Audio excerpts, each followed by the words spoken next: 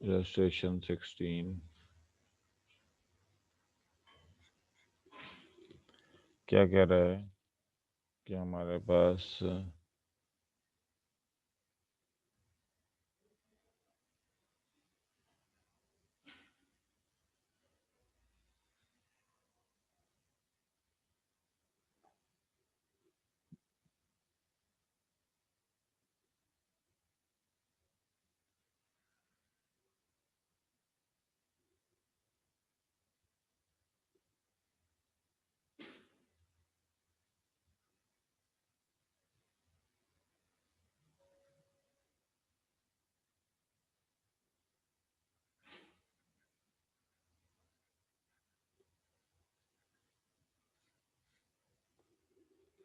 है जी। देखो पहले तो नेट प्रॉफिट ढूंढें। नेट प्रॉफिट बिफोर टैक्स दिया हुआ है 88,000 रुपीज का।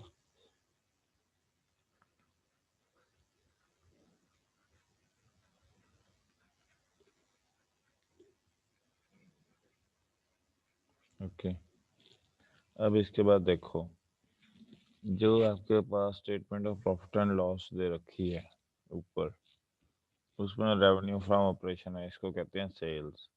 अदर इनकम इससे कोई मतलब नहीं, हमारा टोटल रेवेन्यू से कोई मतलब नहीं है, परचेजेस से कोई मतलब नहीं है, चेंज इन स्टॉक से मतलब है, ये करंट एसेट आ जाता है। ओके, डेप्रिसिएशन से मतलब है, तो यहाँ पे सबसे पहले क्या आ जाएगा, डेप्रिसिएशन। ओके, डेप्रिसिएशन से आपके पास कितना है, 75,000 रुपीज। ओके, डेप्रिसिएशन में देखो दो नंबर दे रखा है तो 75,000 नहीं है,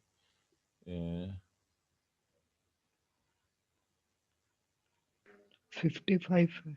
हाँ 55,000 तो डेप्रिसिएशन आ गई, और गुडविल रिटर्न ऑफ कितनी आ गई, 20,000।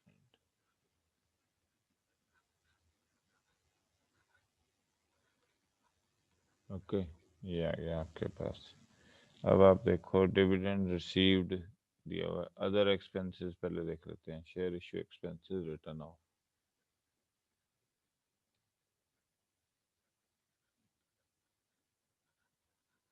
कितने हैं, 12,000 रुपये। ओके। फिर है मैन्युफैक्चरिंग वेजेस आउटस्टैंडिंग, इससे अभी कोई मतलब नहीं, सैलरी आउटस्टैंडिंग प्रीपेड से अभी कोई मतलब नहीं। फिर आ जाओ डिविडेंड रिसीव्ड, इनकम है नॉन कैश, तो इसे माइनस कर देंगे 40,000। गेन ऑन सेल कितना है, बुक वैल्यू थी 5 लाख, 6,20,000 पे बेचे, तो गेन ऑन सेल आ गया 1,20,000। ठीक है, ये टोटल करो, 75 और 12 87, 40 निकल गए 47, एक 20 में से 40 निकालो, 80 और 73 नेगेटिव के आ गए, तो ये कितने बच गए, 15,000। दिस इज ऑपरेटिंग प्रॉफिट और profit from operating activity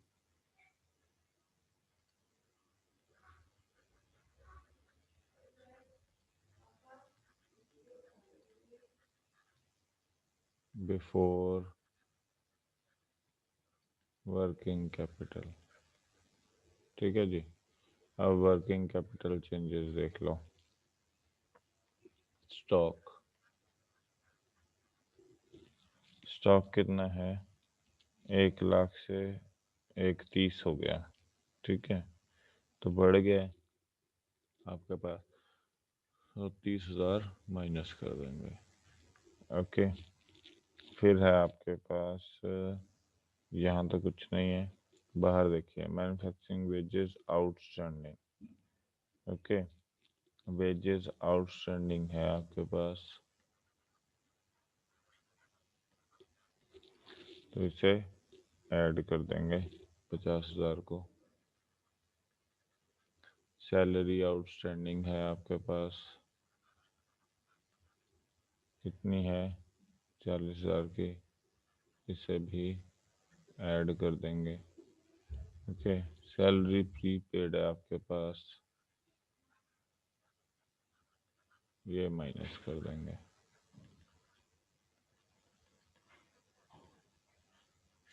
okay, तो कुल कितना आ जाएगा आपके पास,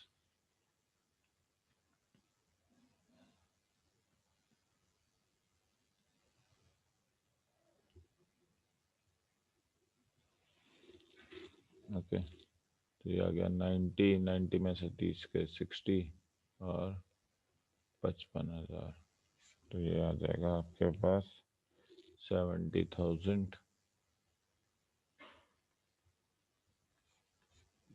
cash flow from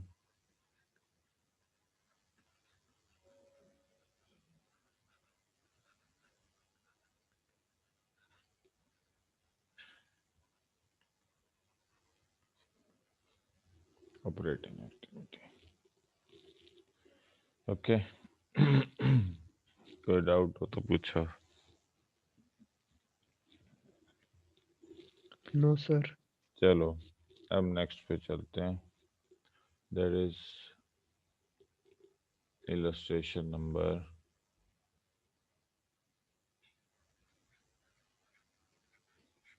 17।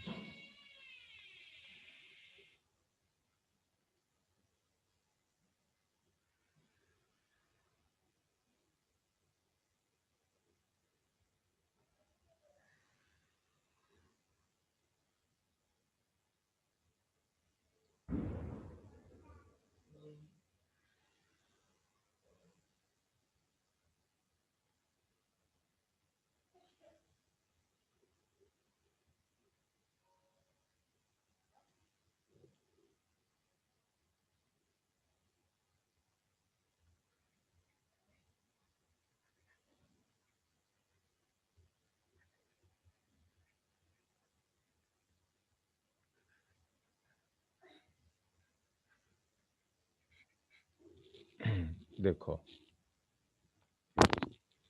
Revenue from operation दे रखे हैं 10 लाख, एक्सपेंसेस दे रखे हैं, परचेजेस दे रखी हैं, चेंज इन इन्वेंट्री दे रखी है। ओके, इससे मतलब नहीं, सिर्फ चेंज इन इन्वेंट्री से मतलब है, प्रॉफिट बिफोर टैक्स दे रखा है, तो यहाँ पे लिख देते हैं प्रॉफिट बिफोर टैक्स, कितना है, 1.5 लाख रुपए का। ओके जी, अब इसमें अब एडजस्टमेंट्स कर देते हैं। देखो, ट्रेड रिसीवेबल ये तो बाद में वर्किंग कैपिटल है, प्रीपेड वर्किंग कैपिटल है, ट्रेड पेबल वर्किंग कैपिटल है, outstanding expenses, operating expenses include depreciation, तो यहाँ पे डेप्रिसिएशन निकाल दें। डेप्रिसिएशन कितना, 25,000 रुपये, ठीक है, तो ये यहाँ पे आ गया 1,75,000, तो ये आ गया ऑपरेटिंग एक्टिविटी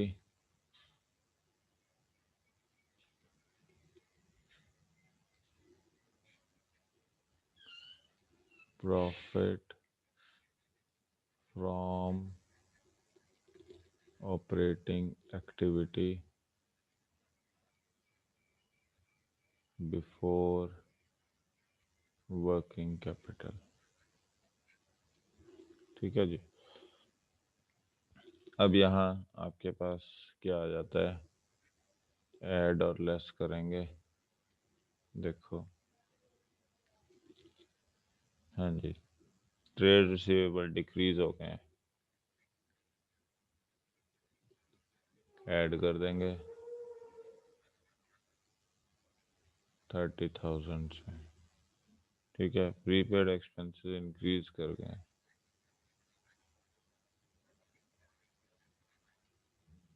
तो ये माइनस कर देंगे 5,000 से, फिर ट्रेड पेबल्स डिक्रीज कर गए,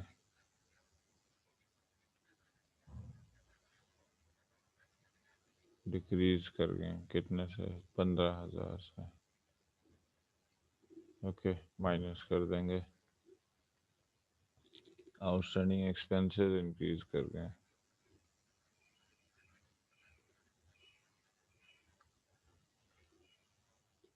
कितने से, 3,000 से।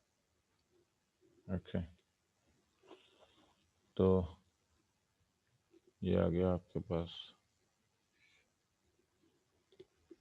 20, ये आ गए 13,000। तो यहाँ पे आ गया आपके पास 13 और 1,83,000। और कोई रहता है एलिमेंट, स्टॉक था।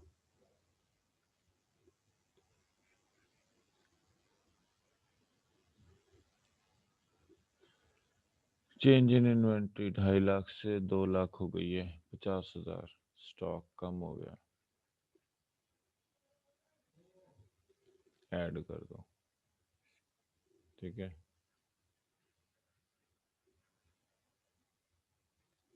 सो करंट एसेट जब डिक्रीज करते हैं तो इनफ्लो होता है, और जब इंक्रीज करते हैं तो आउटफ्लो। लायबिलिटी इंक्रीज तो इनफ्लो, लायबिलिटी डिक्रीज तो आउटफ्लो। तो ये आ गए 63। तो ये कितना बन गया, 2,38,000। So this is cash flow from operating activity. Okay, so this is how this question is to be done. अब करते हैं नेक्स्ट 18th illustration।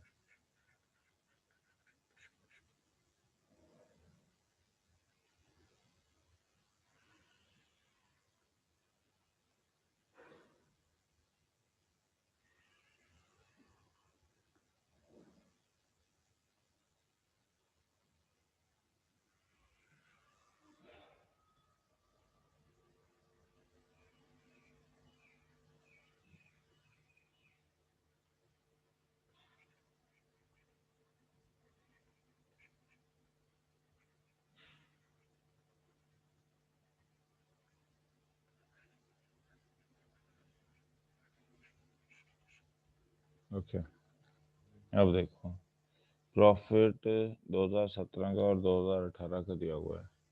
तो एनपी बिफोर टैक्स कितना है, टैक्स दिया नहीं है, हाँ जी, 80,000 current year minus previous year. ये आ गया आपके पास। ठीक है, अब इसमें क्या कुछ ऐड कर दोगे, डेप्रिसिएशन कितना है, 12,500। फिर यहाँ पे क्या आएगा, गुडविल रिटर्न ऑफ। अमोर्टाइजेशन का मतलब गुडविल रिटर्न ऑफ है, डेप्रिसिएशन होती है अमोर्टाइजेशन। 8,000 ऐड कर दो। Okay, loss on cell add कर देंगे।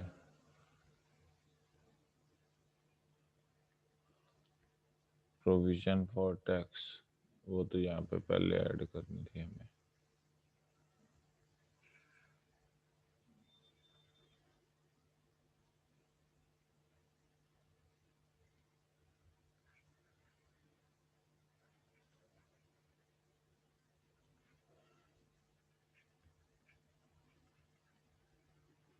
प्लस टैक्स कितना हो जाना था हमारे पास, प्रोविजन फॉर टैक्स है 15,000। तो यहाँ पे आते हैं हमारे पास नेट प्रॉफिट बिफोर टैक्स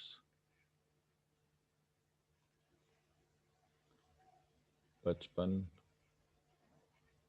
+ 15, 70,000 यहाँ पे नेट प्रॉफिट बिफोर टैक्स आता है। फिर आ जाओ ट्रांसफर टू जनरल रिजर्व।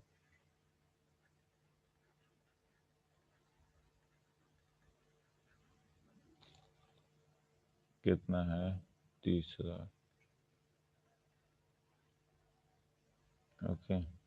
फिर है decrease in trade receivable, trade payables, outstanding, ये सारा। तो ये कितना आ गया? 50 और 70।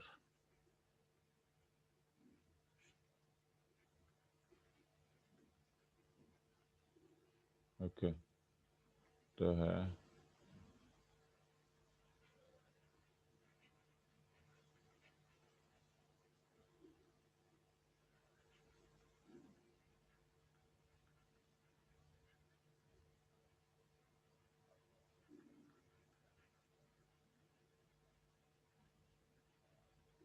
Before working capital. अब आ जाओ वर्किंग कैपिटल चेंजेस। पहले तो क्या है?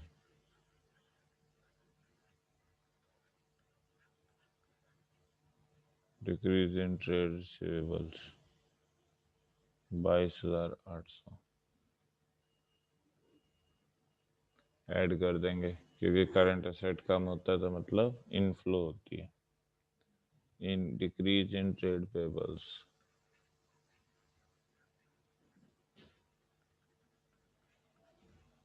Okay, 4700, fine. फिर है आउटस्टैंडिंग एक्सपेंसेस, ये तो माइनस हो जाएगा। आउटस्टैंडिंग एक्सपेंसेस करंट ईयर के हैं 65, प्रीवियस के हैं 5,000, तो 1500 बढ़ गए। 1500 ऐड कर दो, ठीक है। प्रीपेड एक्सपेंसेस करंट ईयर के 0 हैं, प्रीवियस के थे 2017 के 2000, तो 2000 से 0 हो गए तो दो कम हो गए, तो 2000 ऐड कर लेंगे। ओके। तो ये कितना आ गया? 3.5। 4700 में से 3.5 निकाल लो, तो 1200 माइनस, तो ये कितना आ गया? 21,600। ओके। तो कितना आ गया? 41,100 और 1,62,100। ओके। अब इसमें से हम क्या करेंगे? टैक्स जो लिखा हुआ है आपने ऊपर, वो माइनस कर देंगे। कितना? 15,000 रुपये। तो कितना आ जाएगा? 1,47,000।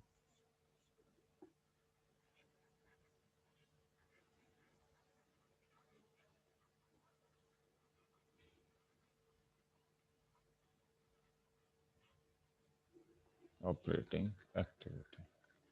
तो ये है आपके पास इलस्ट्रेशन नंबर 18 किस तरीके से की जाएगी।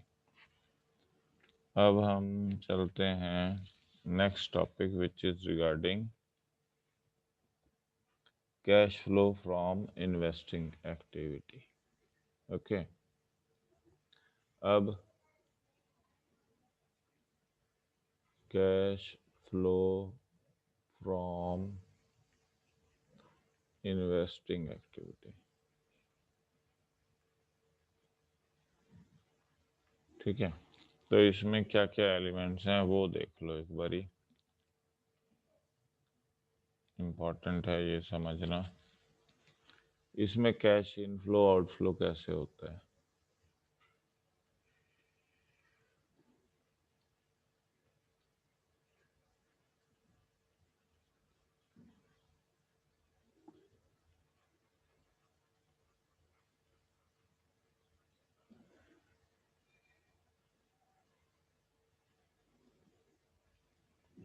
पहला, अगर आप सेल ऑफ फिक्स एसेट करते हो,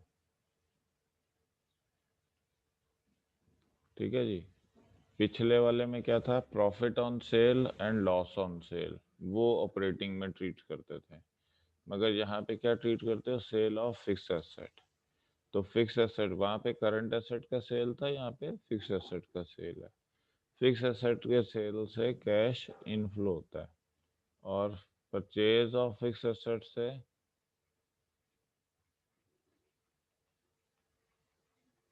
कैश आउटफ्लो होता है। ओके, दूसरा आ जाओ।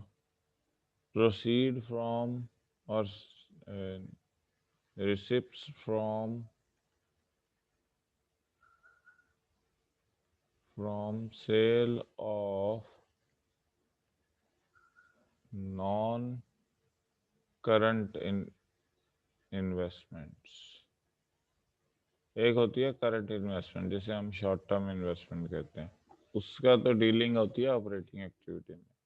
अगर आपने लॉन्ग टर्म इन्वेस्टमेंट की सेल की है और उससे जो पैसा मिला है वो क्या है, inflow in case of investing activity. Okay,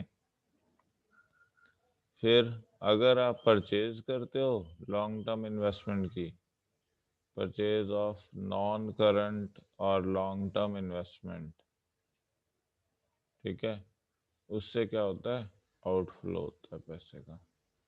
फिर तीसरा क्या है हमारे पास यहाँ, इंटरेस्ट रिसीव्ड। इंटरेस्ट रिसीव्ड, चाहे वो डिबेंचर से हो, चाहे वो किससे हो, शेयर से हो। मतलब आपने आपका काम नहीं है शेयर मार्केट का, मतलब आप डेली ब्रोकरिंग नहीं करते हो, कमीशन एजेंट नहीं हो, कोई ऐसे स्टॉक मार्केट की आपकी कंपनी नहीं है। आपका काम क्या है कि कभी कभार जैसे प्लॉट खरीद लिया, कैसे कभी शेयर खरीद लिए, कभी डिबेंचर खरीद लिए, तो उससे जो फायदा हुआ, उससे जो इंटरेस्ट मिला, वो आपकी क्या है, इन्वेस्टिंग एक्टिविटी है। अगर आपका शेयर मार्केट का काम है और आप उसमें डील कर रहे हो, तो वो आपकी ऑपरेटिंग एक्टिविटी आ जाएगी। ओके, फिर है dividend received on shares.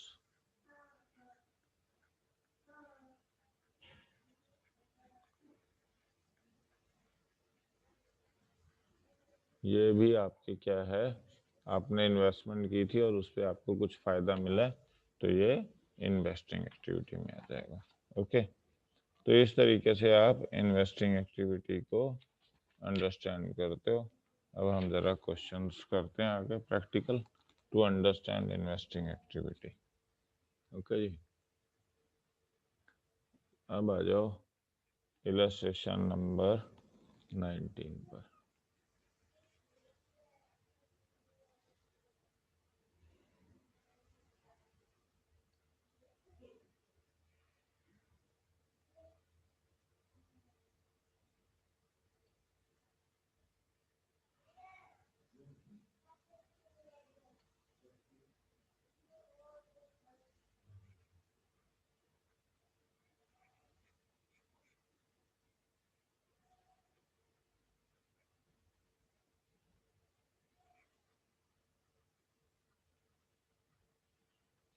Okay, देखो जी,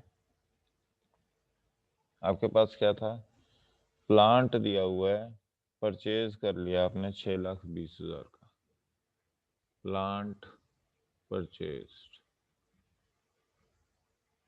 ये तो आउटफ्लो हो गया, 6,20,000 सीधे माइनस कर देंगे। प्लांट की सेल की है आपने 2 लाख की, ये इनफ्लो हो गया। फिर इन्वेस्टमेंट की परचेज की है,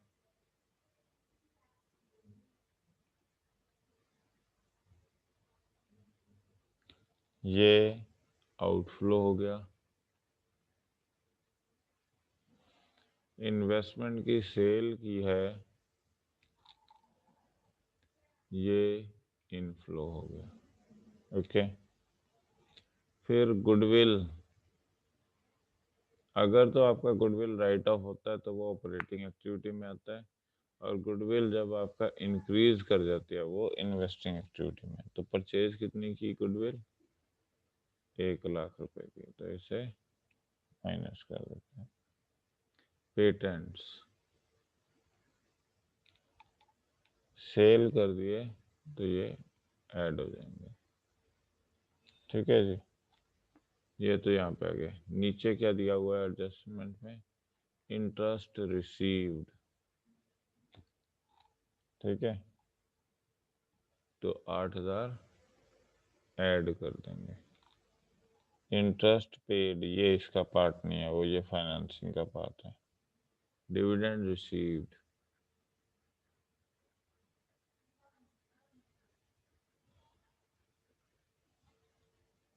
कितना है? 20,000। फाइन। डिविडेंड पेड फाइनेंसिंग का पार्ट है। A plot of land was purchased out of surplus funds for investment purpose and was let out on commercial use. Rent received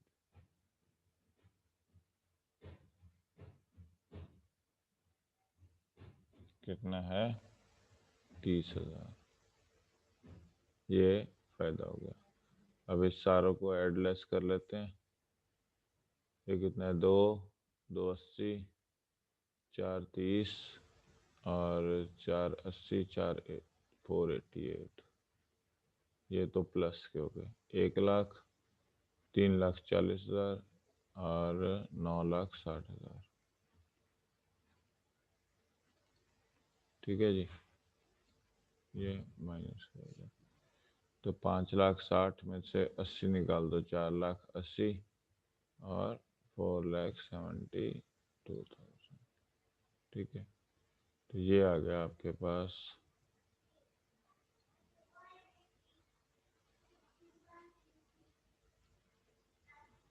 cash flow, cash outflow.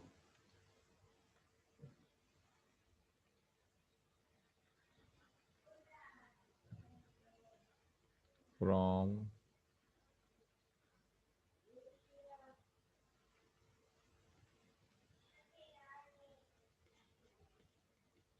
देखो जी, this is how investing activity is to be done. अब हम एक और question करते हैं, illustration number 20 पर। Okay जी, इसमें हमें calculate cash flow from investing activity. अब इसे इन्वेस्टिंग एक्टिविटी का कैश फ्लो ढूंढना है, तो कैसे ढूंढेंगे वो देखते हैं। यहाँ पे प्लांट एंड मशीनरी की वैल्यू दे रखी है। अब देखो, ये प्लांट एंड मशीनरी का अकाउंट बनेगा। ये समझना ज़्यादा ज़रूरी है, क्योंकि जो लॉन्ग क्वेश्चंस आएंगे उसमें आपको ऐसे चीज़ें अलग अलग आएंगी एडजस्टमेंट्स, तो आपको ये अकाउंट भी बनाने पड़ सकते हैं। प्लांट एंड मशीनरी एसेट है, तो यहाँ से to balance brought down debit side से स्टार्ट होता है और by balance brought carried down इधर क्रेडिट साइड में खत्म होता है। तो यहाँ लिखोगे 7,20,000 और यहाँ लिखोगे आप 8,60,000। ठीक है जी। अब depreciation charge during the year. Depreciation क्या? खर्चा है। ओके, तो डेप्रिसिएशन एसेट से कम हो जाती है, तो एंट्री क्या करते हैं वैसे?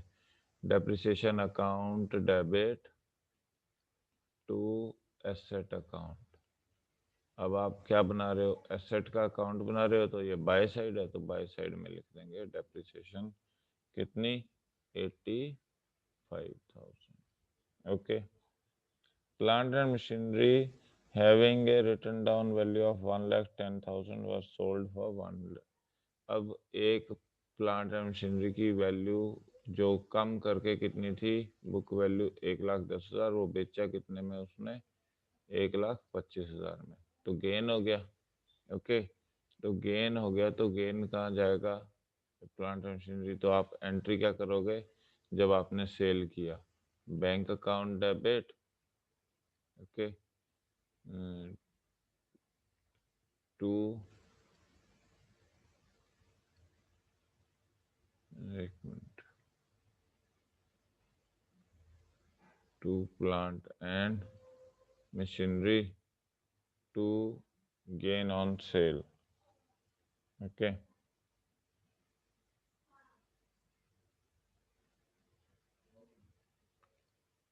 ठीक है। अब देखो प्लांट तो था 1,10,000 का, बेचा कितने में, 1,25 में, और यहाँ पे कितना आया, 15,000। ओके, तो ये गेन ऑन सेल है, तो यहाँ पे लिख देंगे to gain on sale.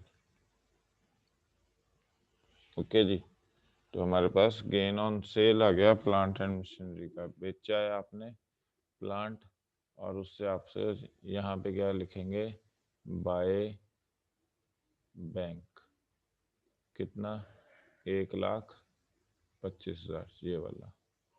Okay, और ये कितना आ गया यहाँ पे, अब क्योंकि प्लांट तो कितने का था, 1,10,000 का, तो बाकी किस में आ गया, गेन ऑन सेल में। ओके, तो ये नहीं उसमें चल जाता है, पी एंड एल में चले जाता है। ओके, ये भी पी एंड एल का खर्चा है, ये पी एंड एल की इनकम है आपके पास। अब आप टोटल कर लो, और कोई एलिमेंट नहीं है, तो ये कितने हो गए, 125, 130, 210, और 10,70,000, और ये कितना है, 720 और 735, तो टू, यहाँ पे क्या आ जाएगा, बैंक। ओके जी, परचेजेज अकाउंट, आपने जो बैलेंसिंग फिगर है वो क्या है, परचेज किया है। ठीक है जी, 10,70 में से 7 लाख निकाल दो, 3,70,000, 20 निकाल दो, 3,50,000, और 15 निकाल दो तो 3,35,000। ओके, अब देखो इन्वेस्टिंग एक्टिविटी कैसे बनेगी।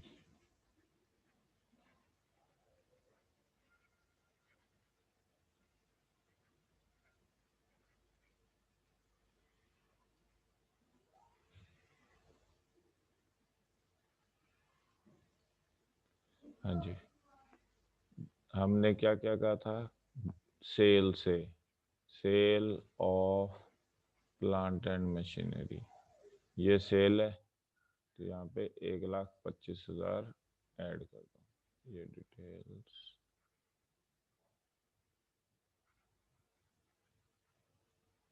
ठीक है, purchase of plant and machinery, ये वाला है, तो इसे आउटफ्लो हो गया, माइनस कर दो। अब ये जो डेप्रीशिएशन है, ये ऑपरेटिंग एक्टिविटी है, ये कौन सी एक्टिविटी है, ऑपरेटिंग एक्टिविटी है। ओके, और ये जो गेन ऑन सेल है, ये भी क्या है, ऑपरेटिंग एक्टिविटी है। ओके, तो इससे कोई मतलब नहीं है हमारे इन्वेस्टिंग एक्टिविटी से, ये ऑपरेटिंग एक्टिविटी में दिखाए जाएंगे। तो अब आपके पास बैलेंस कितना बच गया,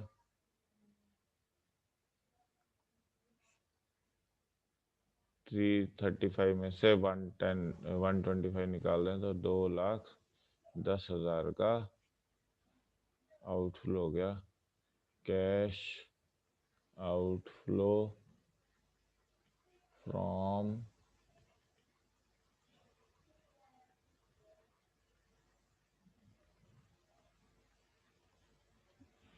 investing activity. Okay, so this is how illustration 20 is to be done. अब एक और करते हैं last illustration, that is illustration number 21। यहाँ पे भी क्या दिया हुआ है आपके पास, बिल्डिंग दे रखी है।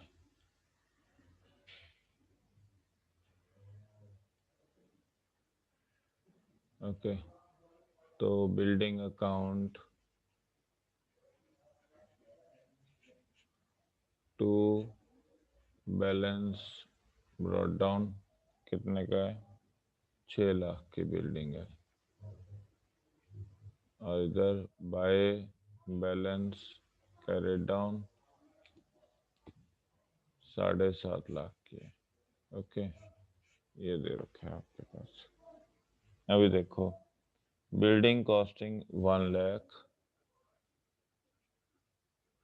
ठीक है, जिस पे डेप्रिसिएशन थी 30,000, 30,000 की डेप्रिसिएशन, तो कितने की रहेगी बिल्डिंग? 70 की। अब डेप्रिसिएशन क्या है आपके लिए, यहाँ लिखेंगे बाय डेप्रिसिएशन, क्योंकि आप जनरल एंट्री क्या बनाते हो, depreciation account debit to building. तो यहाँ पे आ गया 30,000 की तो डेप्रिसिएशन, जो P&L का पार्ट है। ओके, ऑपरेटिंग एक्टिविटी है डेप्रिसिएशन। उसे सेल कितने में किया आपने?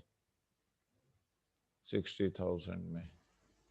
ओके, तो यहाँ पे आ जाओगे आप बाय बैंक, 60,000 में बेच दिया। तो लॉस कितना हुआ इन दोनों के बीच में?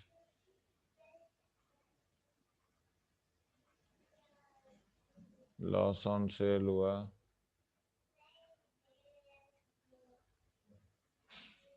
10,000, तो यहाँ लिख देंगे लॉस ऑन सेल 10,000। ठीक है जी। अब आगे है depreciation charge on building for the year. हाँ, एक और यहाँ पे हमने मिस्टेक कर ली कि ये तो एक पर्टिकुलर मशीन के ऊपर थी, ये वाली डेप्रिसिएशन पूरी एक पर्टिकुलर हिस्से के ऊपर थी, तो ये नहीं दिखाते हम यहाँ पे। हम क्या दिखाते हैं, पूरे साल की डेप्रिसिएशन दिखाते हैं, तो उसमें ये इंक्लूडेड होती है 30,000 वाली। तो हमने यहाँ पे क्या दिखाना था, 50,000 की डेप्रिसिएशन दिखानी थी इंस्टेड ऑफ आपको 30,000। 30,000 तो एक पर्टिकुलर यूनिट की है, वो तो हमने इसमें डील ट्रीट कर ली, मगर टोटल डेप्रिसिएशन साल भर की कितनी है? 50,000। ये ऑपरेटिंग एक्टिविटी है। अब इन सारों को टोटल कर देते हैं, तो कितना आ गया? 1,20,000, और ये हो गया 8,70,000 हो गया टोटल। इसमें से तो टू बैंक जो बैलेंसिंग फिगर है, परचेजेस है, तो ये कितना आ गया? 2,70,000। अब आ जाओ इन्वेस्टिंग एक्टिविटी में कैसे कैश फ्लो होगा।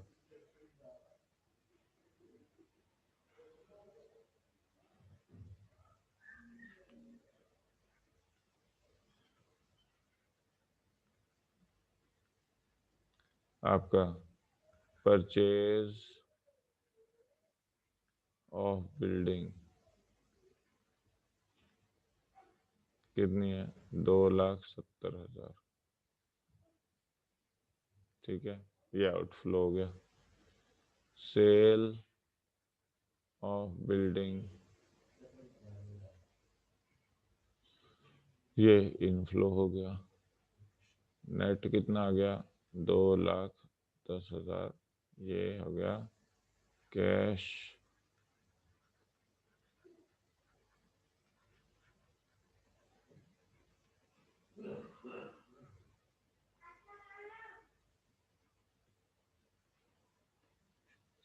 सो दिस इज हाउ। अब ये जो है ये ऑपरेटिंग है, ये आपकी ऑपरेटिंग एक्टिविटी है। This is how we have to do all this. Okay ji.